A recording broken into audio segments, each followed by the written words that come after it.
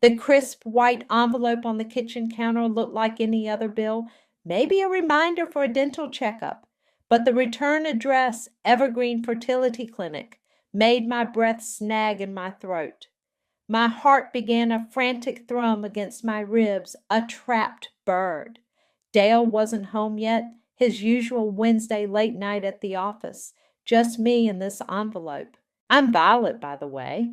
32 years old, married for 5, and for the last 3 of those years, my life had revolved around one singular, all-consuming goal: having a baby. This clinic, these people, they held our future in their sterile, gloved hands. My fingers, suddenly clumsy, fumbled with the flap. The paper inside was thick, expensive feeling, which somehow made it worse. Dear patient, it began, impersonal and cold. This letter is to inform you of a change to your scheduled treatment plan. Due to non-payment of the outstanding balance for Cycle 3 IVF services, we regret to inform you that your treatment has been discontinued, effective immediately. To discuss potential reinstatement, please contact our billing department at your earliest convenience. Discontinued, non-payment. The words swam.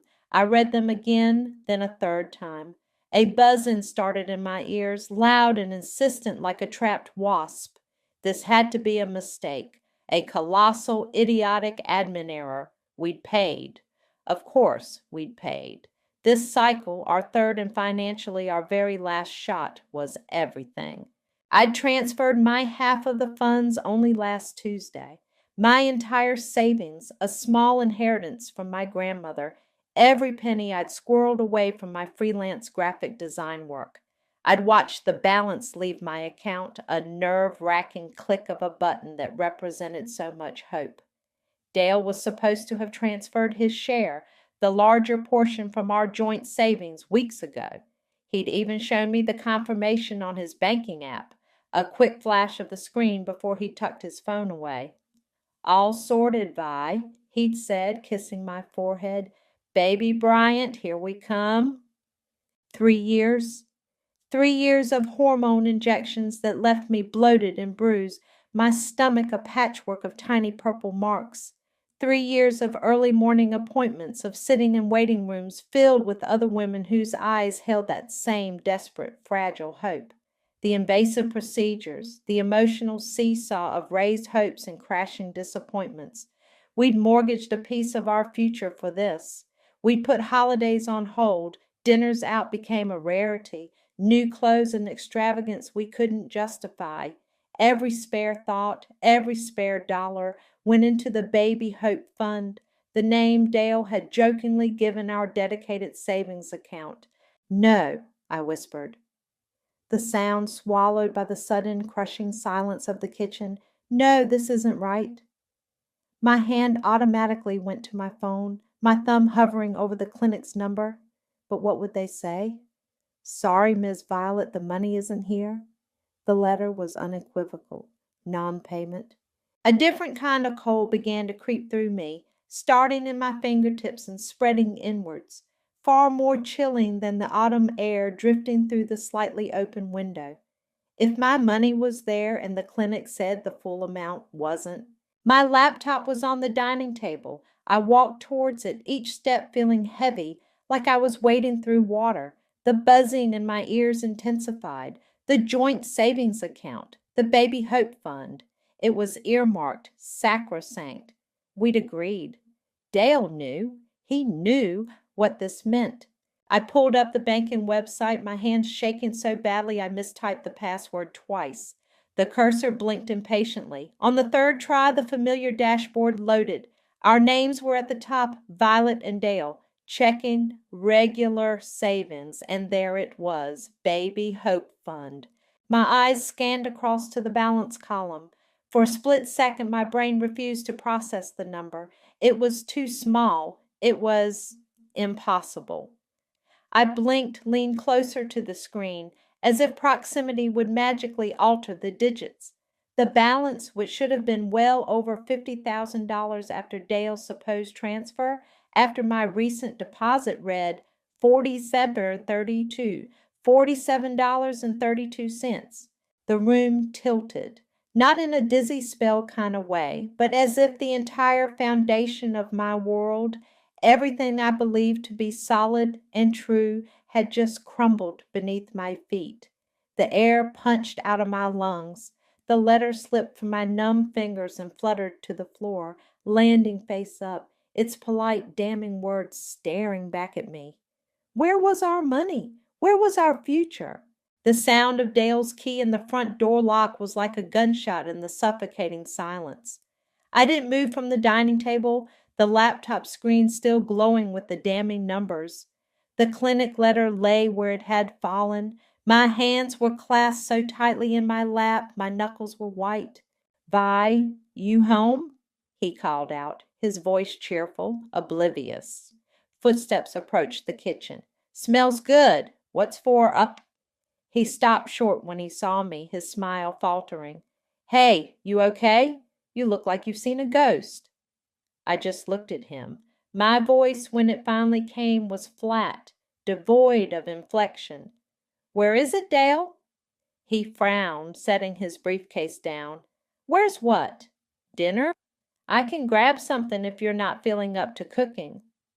The money, Dale, I said, my gaze flicking to the laptop screen. Our money, the IVF money. He followed my gaze, and for a fleeting second something flickered in his eyes. Recognition? Fear? Then it was gone, replaced by a careful blankness. What are you talking about? I transferred it, remember? I showed you. Did you? I picked up the letter from the floor and held it out. Because the clinic seems to have a different story. They say our treatment is discontinued, non-payment. He took the letter, his eyes scanning it quickly. He scoffed, a weak, unconvincing sound. Well, that's ridiculous. It must be some kind of bank error. I'll call them in the morning. Don't bother, I said, my voice still eerily calm. I gestured to the laptop. I already checked the Baby Hope Fund. There's $47 in it, Dale. 47. Where is $50,000? He stared at the screen, then back at me. The color was draining from his face. He opened his mouth, closed it again. He ran a hand through his hair, a nervous habit. Vi, look. Where? Is it? Each word was a chip of ice. He sighed a long, gusty exhalation and slumped into the chair opposite me. He wouldn't meet my eyes. Okay, look, Vera was in some trouble. Real trouble this time? Vera. His perpetually troubled, perpetually bailed out younger sister. A cold knot formed in my stomach. What kind of trouble requires $50,000, Dale? Gambling debts, he mumbled, staring at the tabletop. Some heavy guys were after her. She was terrified by. They were making threats. My breath hitched. Gambling debts? You took our baby money for Vera's gambling debts? The words felt like shards of glass in my mouth. All those injections, all those hopes, all those sacrifices for Vera to throw away at a casino? She's family, he said, his voice rising, a defensive edge creeping in. She was desperate. What was I supposed to do, let them break her legs? What about us? I cried, the calm finally shattering. What about our family? The family we've been trying to build for 3 years? That money was our last chance, Dale. You know that. We can save up again, he said, waving a dismissive hand. It's just money, Vi. Family is more important. Just money? I was on my feet now, trembling. It wasn't just money to me. It was my grandmother's legacy. It was my body pumped full of hormones. It was every single hope I had pinned on this. Just then, as if summoned by the rising tide of drama, the back door opened and Angelina, Dale's mother, swept in. She always used the back door like she owned the place. Her eyes, sharp and critical, took in the scene, my tear-streaked face, Dale's defensive posture. What's all this shouting? She demanded, her gaze settling on me. Dale called, said you were hysterical. He stole our IVF money, Angelina, I choked out. He gave it to Vera to pay off gambling debts. Angelina sniffed, her expression unchanging. Well, Vera is his sister. Family helps family. I don't see what the problem is. You're young. You can try again. Vera was in genuine distress. I stared at her, then at Dale, who was now looking relieved, bolstered by his mother's support. Their united front, their utter dismissal of my pain, of our shared dream, it was like a physical blow. You don't see the problem? I whispered, my voice hoarse. He stole our future. Oh, don't be so dramatic, Violet, Angelina said, patting Dale's shoulder. It's just a setback. Dale did the right thing by his sister. You should be more understanding, more supportive. Selfishness doesn't suit you. Selfishness! The word echoed in the sudden ringing silence. They stood there, mother and son, looking at me as if I were the one who had committed some terrible transgression. Something inside me, something that had been stretched taut for years, didn't just break, it snapped clean and cold. The tears stopped, the trembling ceased. A strange, icy calm descended. Dale, mistaking my silence for acquiescence, even managed a small, smug smile. You'll forgive me, Vi? He said, his tone confident, almost condescending. You always do. I said nothing. I just looked at him, at both of them. Forgiveness? Oh, he had no idea. He had absolutely no idea what he just unleashed. My mind, suddenly sharp and clear, was already racing, pathways forming, a plan beginning to coalesce in the ruins of my shattered heart. The next morning, Dale acted as if a minor household squabble had been resolved. He whistled while making coffee, chattering about a new project at work. He even tried to kiss me as he left, a light peck on the cheek. I didn't pull away. I let him. Let him think his casual dismissal of our entire future was something I'd just absorbed, like always. Let him believe his mother's pronouncements had pacified me. Have a good day, Vi, he said, grabbing his briefcase. We'll talk more tonight, figure out a new plan for, things. You too, Dale, I replied, my voice even, almost pleasant. The moment the front door clicked shut, I was moving. He thought I was at home licking my wounds, probably crying into a pillow.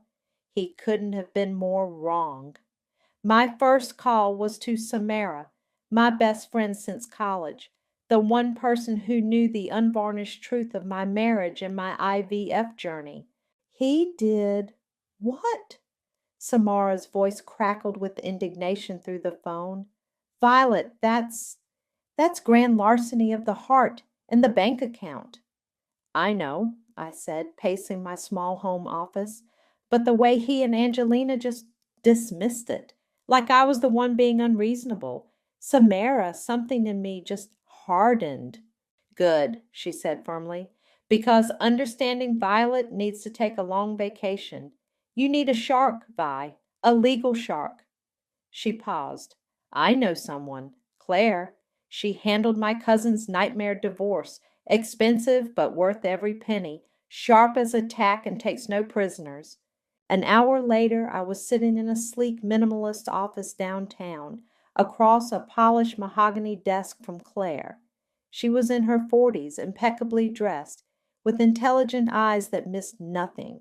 I laid it all out, the years of saving, the emotional toll of the IVF, the clinic letter, the empty bank account, Dale's confession, Angelina's galling interference. I brought printouts of the joint account statements showing my large deposit and then the subsequent massive withdrawal. I showed her the clinic letter. Claire listened intently, occasionally making a note on a legal pad. She didn't interrupt, her expression neutral but focused. When I finally finished, the silence in the room felt heavy. $50,000 specifically earmarked for IVF from a joint account used by your husband without your consent to pay his sister's gambling debts, Claire summarized, her voice crisp, and his mother supports this. That's the gist of it, I said. feeling a small measure of relief just saying it all to someone who wasn't immediately telling me to be understanding. Okay, Claire said, leaning back in her chair. First, we need to protect what's left, if anything. Do you have any other joint assets, property, investments? Our house, I said. We own it jointly in a small joint investment portfolio, though I suspect that might have been plundered too if he was desperate. We'll initiate proceedings to freeze those assets immediately, Claire stated. It'll prevent him from draining anything further. Then we file for divorce on grounds of financial malfeasance and misappropriation of marital assets. We will sue for the return of your half of the IVF funds and potentially more depending on what else we uncover. Uncover? Claire gave a small knowing smile. People who do this once, Miss Violet, rarely do it only once. We'll do a thorough financial discovery. In the meantime, document everything. Every conversation, every past instance where Vera needed bailing out, every dismissive comment from Dale or his mother, dates, times, specifics, create a timeline. It all builds a pattern of behavior. I nodded, a grim sense of purpose solidifying within me. This wasn't just about the money anymore. It was about the profound disrespect, the utter betrayal. For the next week, I became a meticulous archivist of my own misery. I combed through old emails, text messages, even my own journals. The number of times Vera had faced a financial crisis that Dale had helped with was staggering. Each time I'd voiced concern, and each time I'd been placated or dismissed. The pattern was undeniable. Dale, meanwhile, was oblivious. He'd occasionally bring up the IVF, saying things like, "We'll get back on track, Vi. I'll start putting extra aside." He seemed to genuinely believe that the $50,000 was just a temporary blip, a problem solved by his magnanimous if misguided gesture to Vera. Then one evening he came home beaming. "Guess what?" he announced, pulling me into a hug. "Vera's engaged. Some guy named Jarvis. Apparently he's loaded. They're planning a big engagement party in a few weeks." He squeezed me. "See? Things are looking up. It'll be good for us to celebrate something positive, get our minds off, well, you know." I pulled back, forcing a smile. It felt thin, brittle, like a shard of glass. "Engaged? That's fast." "Yeah, well, when you know, right?" he said, grinning. "It'll be a great party. You'll come, of course." My smile widened just a fraction. "Of course, Dale. Positive for whom, though? That's the question." He chuckled, missing the edge in my voice entirely. "For everyone, Vi. For everyone." Little did he know the only positive outcome I was interested in was the one meticulously taking shape in Claire's office and in the cold, resolute corners of my own mind. The next meeting with Claire was a bombshell. She'd been busy. Her team had started the financial discovery process, and what they'd unearthed made the IVF money theft look like petty cash. "Mr. Dale didn't just drain your IVF fund, Violet," Claire said, her expression serious as she slid a document across the desk. "About 6 months ago, he took out a home equity line of credit, a HELOC, on your jointly owned property for $75,000. I stared at the paper, my vision blurring. "A HELOC? But I never signed anything for that. We talked about it once years ago as an emergency fund, but we decided against it." "Indeed," Claire said, tapping a section of the document. "The application lists both your names, and here," she pointed, "is what purports to be your signature."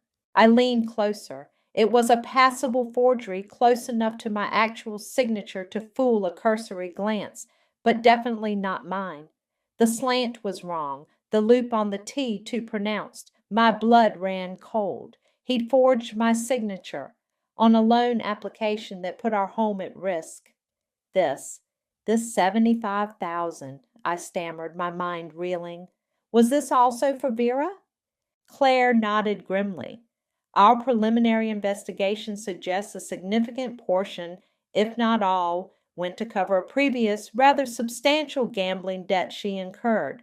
It seems the 50,000 from your IVF fund was merely the most recent, and perhaps most desperate, attempt to keep her afloat. 75,000 plus 50,000. $125,000 stolen, deceived, my signature forged. The scale of his betrayal was staggering, a bottomless pit opening beneath me. He hadn't just been weak and easily manipulated by his family, he had actively, deliberately, and criminally defrauded me for months. He lied to me for months, I whispered, the words catching in my throat. He watched me inject myself with hormones, cry over negative pregnancy tests, pour my heart and soul into saving for this baby, all while he was secretly draining our assets for her. It appears so, Claire said, her voice gentle but firm. This changes things, Violet. Forgery is a serious offense. This strengthens our case considerably, not just for the divorce settlement, but potentially for criminal charges should you wish to pursue them. I felt a wave of nausea, criminal charges, against my husband, the man I had loved, the man I had planned to build a life with, but the man I thought he was clearly had never existed. Meanwhile, Vera was living it up. Her social media was a nauseating parade of pre-engagement bliss. Photos of a ridiculously large diamond ring. He went to Jared, she gushed in a caption, as if that were a mark of discernment. Pictures of her and Jarvis, her new fiancé, clinking champagne glasses at expensive restaurants, posts about venue shopping for their lavish engagement party, each option more ostentatious than the last. All of it, I now realize, funded by Dale's generosity, my money, our equity. The audacity was breathtaking. She was flaunting a lifestyle bought with the wreckage of my dreams. A few days later, my phone rang. It was Angelina. Her voice was syrupy sweet, a tone that always set my teeth on edge. "Violet, dear," she cooed, "I was just calling to see how you are. Dale said you were a little upset the other day, but I'm sure you've come around. Family is so important, isn't it?" I gripped the phone, my knuckles white. "I'm managing, Angelina." "Good, good, because Vera's just over the moon. This Jarvis, he's such a wonderful young man, from a very good family, you know. She's so lucky to have found him." A pointed pause. "We were all thinking of chipping in for a lovely engagement gift, something really special. Dale mentioned he'd handle his part. What were you thinking of contributing, dear?" My mind flashed to the forged signature, the empty IVF account, the mountain of debt Dale had accrued in Vera's name, all while I was planning for a child. A cold, hard fury settled in my chest, eclipsing the nausea. I took a slow, deliberate breath. "Actually, Angelina," I said, my voice surprisingly steady, even a little bright, "I have something very special planned for Vera's engagement, something she'll never forget." "Oh, how lovely," Angelina chirped, completely oblivious to the Arctic chill beneath my words. "I knew you'd come through. Dale will be so pleased you're finally being supportive." Supportive. I almost laughed. Oh, I was going to be supportive, all right. Supportive of justice, supportive of consequences. The engagement party was looking more and more like the perfect stage. The days leading up to Vera's engagement party were a master class in duplicity, my duplicity. I went to work, met my deadlines, even managed a few strained smiles for colleagues. At home, I made dinner, asked Dale about his day, listened to him drone on about spreadsheets and office politics. He seemed to genuinely believe the storm had passed, that my earlier distress had been a temporary blip. He was more affectionate, more attentive, probably out of some misguided sense of guilt mixed with relief that I hadn't, in his mind, completely lost it. "You seem better, Vi," he said one evening as I was loading the dishwasher. "More like yourself." Just tired, I guess, I replied, offering a weak smile. It's been a lot. I know, he said, patting my arm. But this party will be good. A fresh start for Vera, and maybe for us too, eh? Time to look forward. Forward. The only thing I was looking forward to was the look on his face when his world imploded. Claire and I were in constant clandestine communication. She confirmed the asset freeze was primed, ready to be triggered with a single phone call from me.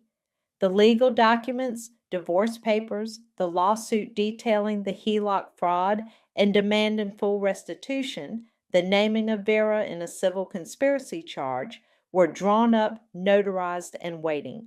We had copies of the forged HELOC application, bank statements tracing the flow of money, everything meticulously organized. There were a few close calls that made my heart hammer against my ribs. One afternoon, Dale came home unexpectedly early while I was on a video call with Claire.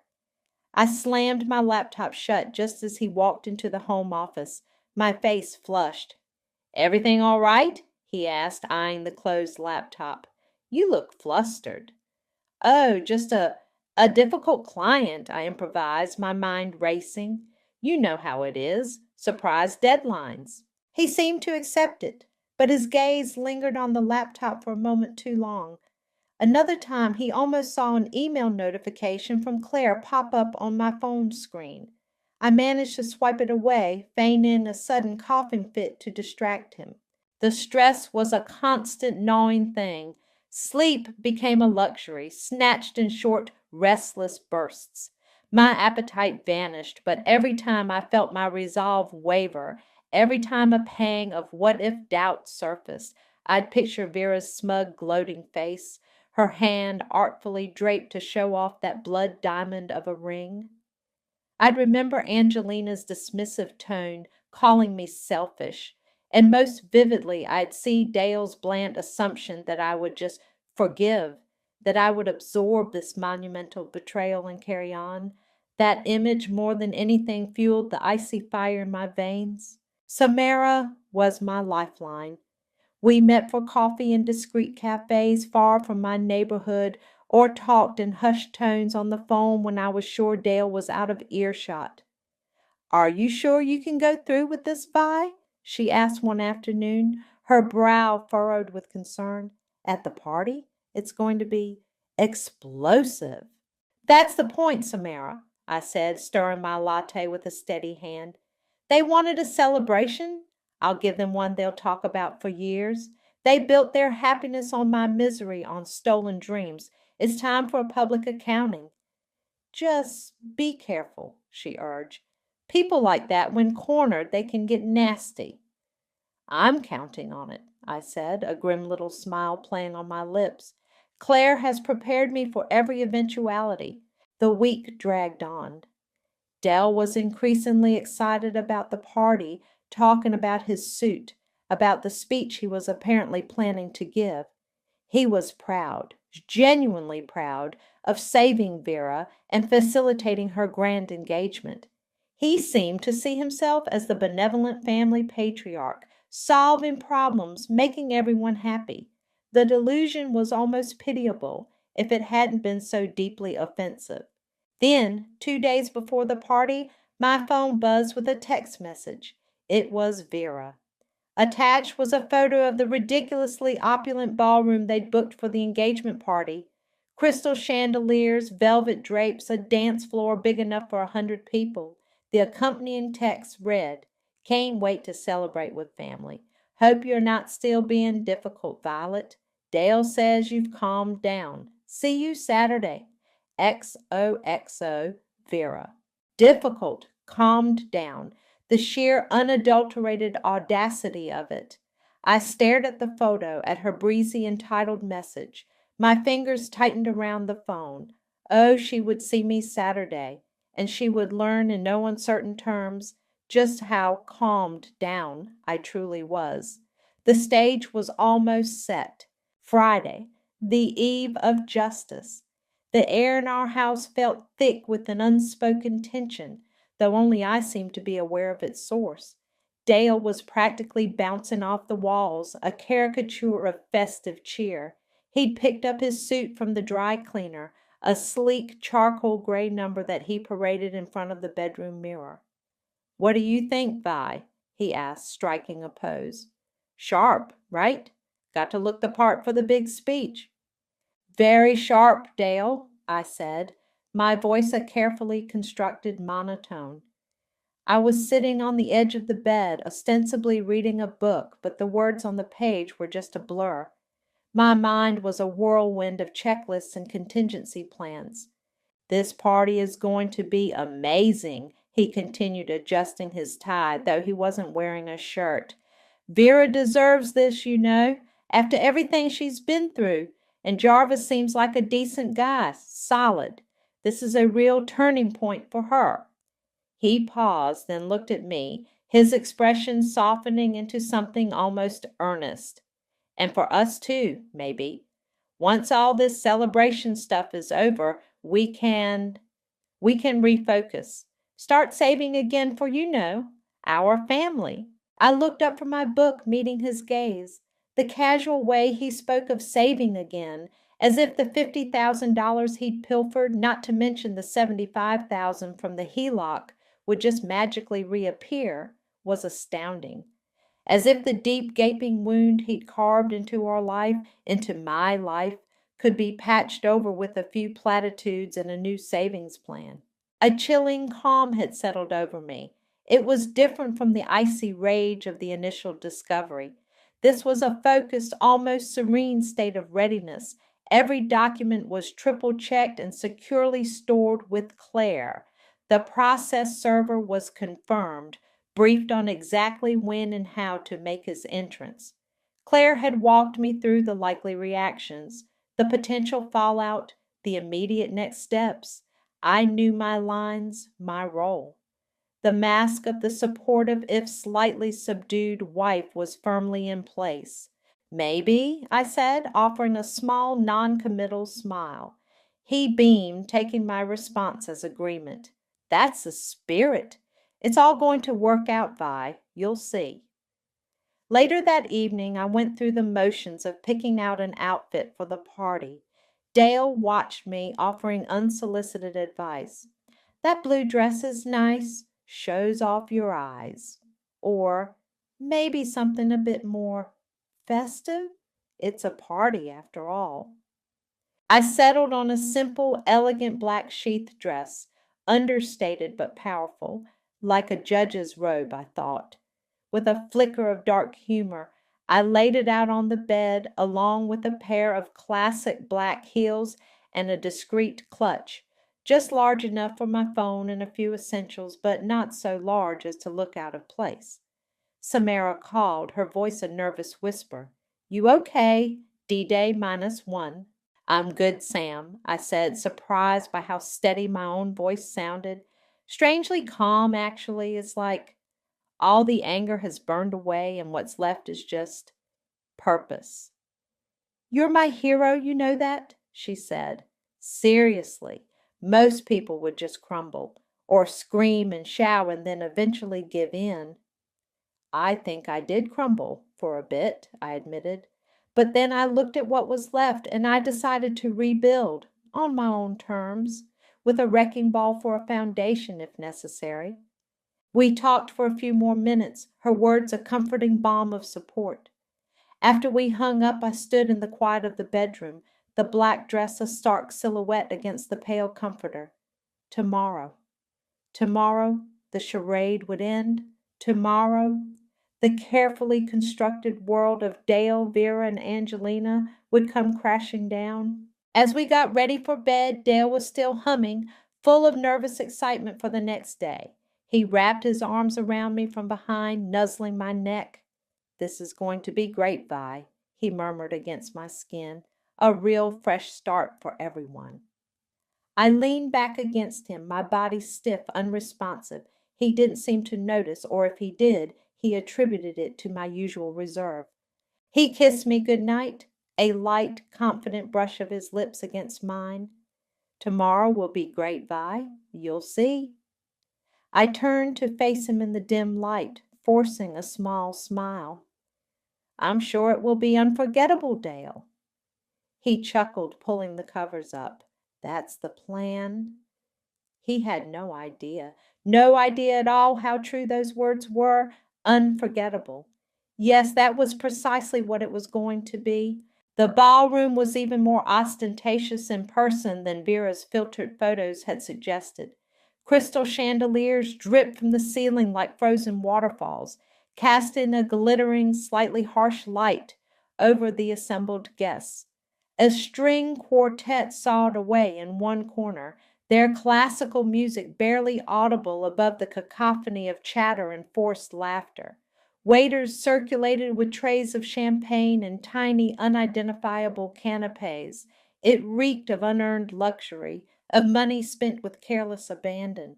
My money, our home's equity. Vera was the undisputed queen of the hour, resplendent in a sequined gown that probably cost more than my monthly mortgage payment. Her arm was looped possessively through that of her fiancé, Jarvis, a blandly handsome man with a smile that didn't quite reach his eyes. She preened under the attention, her laughter loud and frequent, her hand constantly fluttering to her chest to draw attention to the enormous diamond. Dale was in his element, beaming like a proud father. He glad-handed guests accepted congratulations on Vera's behalf and generally basked in the reflected glory. Angelina, draped in a garish purple dress, held court near the overflowing buffet table, regaling a captive audience of distant relatives with tales of Vera's wonderful catch. I moved through the room like a ghost, a polite smile fixed on my face, accepting air kisses and offering murmured congratulations. Inside, I was a coiled spring, every nerve ending thrumming with anticipation.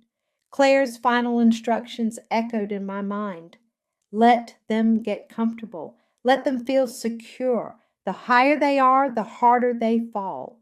Finally, after what felt like an eternity of small talk and forced smiles, Dale tapped a champagne flute with a spoon, calling for attention. The string quartet faded out. A hush fell over the room.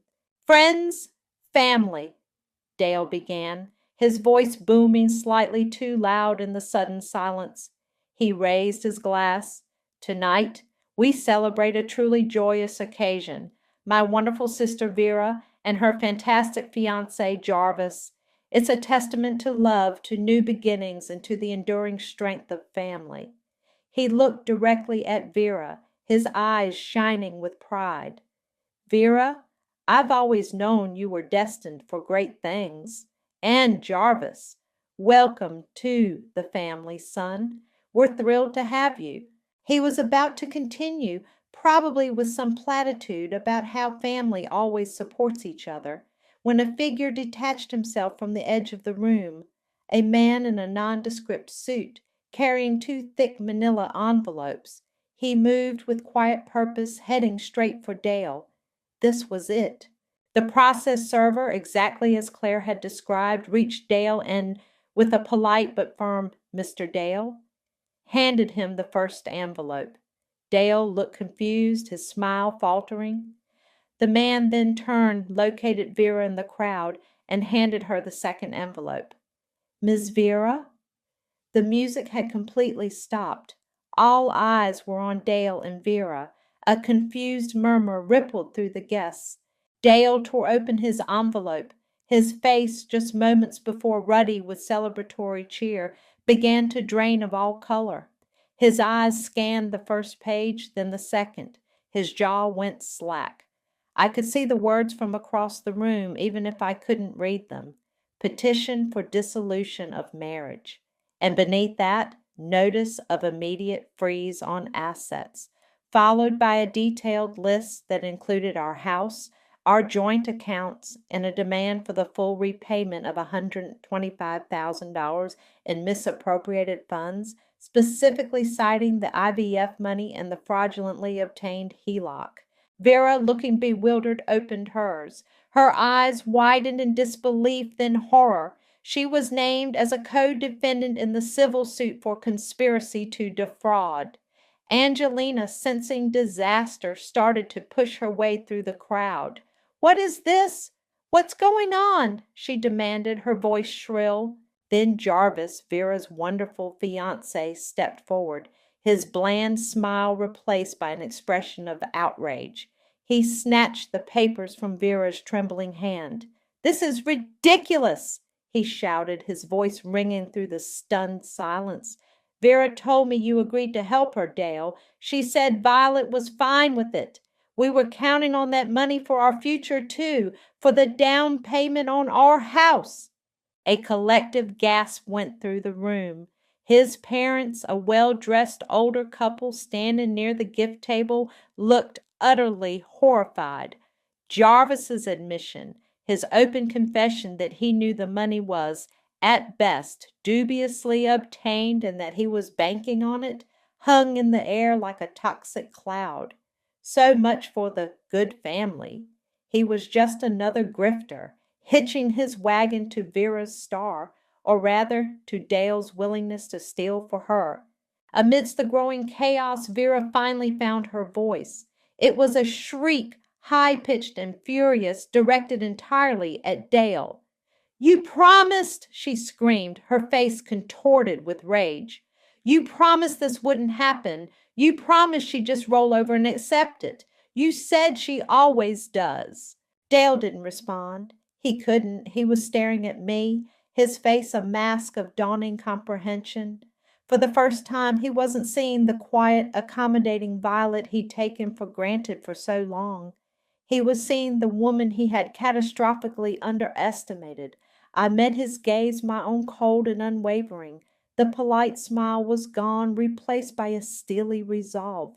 "You chose your family, Dale," I said, my voice clear and carrying easily in the sudden shocked silence.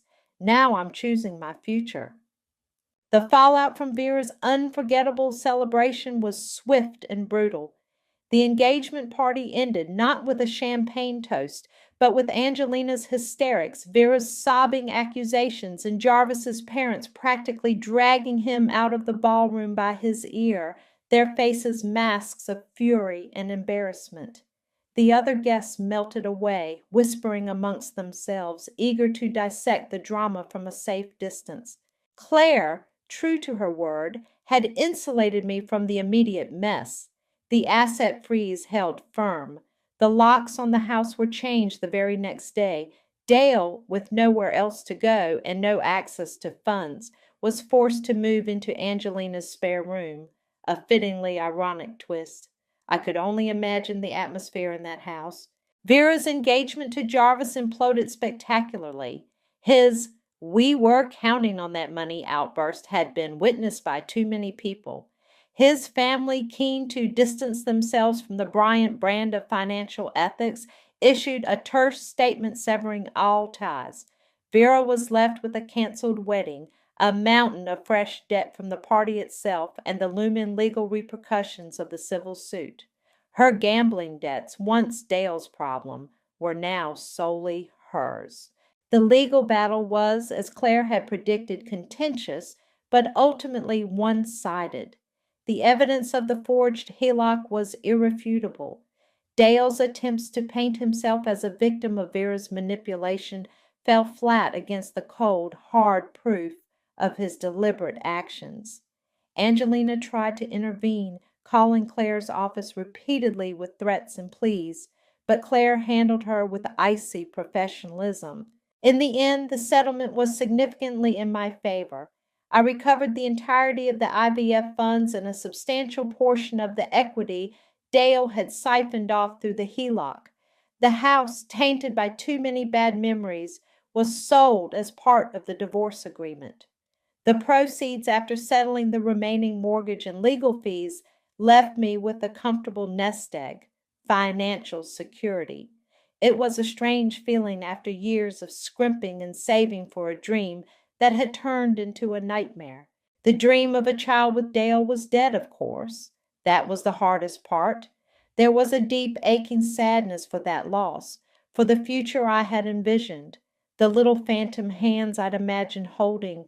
That grief was real, and I knew it would take time to process. But intertwined with the sadness was a fierce, undeniable pride in my own strength. I hadn't just rolled over. I hadn't just accepted. I had fought back.